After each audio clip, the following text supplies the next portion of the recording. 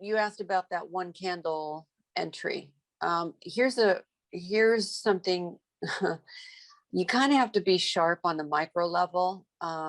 So you can see on the A tick, you've got like a micro support at 83. I'm sorry, 0350. Can you see that 0350? Yeah, I can. Okay.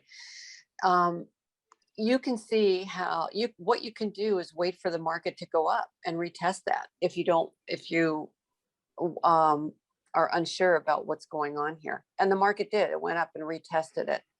And if it were going to be bearish, do you think the market would have pulled it down further from that level? Probably not. When you're bearish, the bears will use a support area and bring it down. It'll retest the support and bring it down. Your micro support is 0350. And you can see the two bearish candles there on the 8 tick that tried to bring it down. But they did. Oh, okay, yeah. I see follow you now. I see what you. Yes, ma'am. Okay. I see what you're saying now.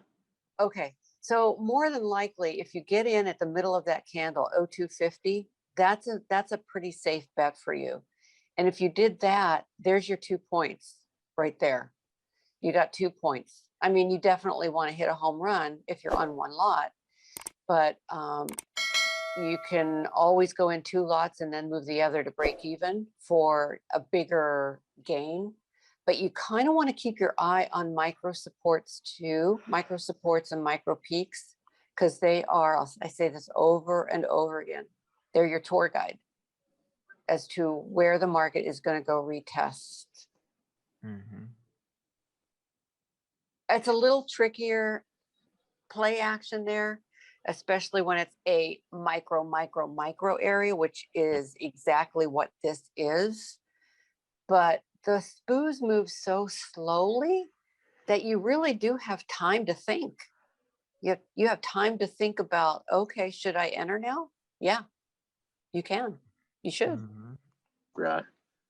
So this summer market is really good for eyeballing these micro supports and micro peaks and knowing how to play off of them. And if you don't understand them, then you do want to wait for your second bounce as extra security if you don't understand the micros.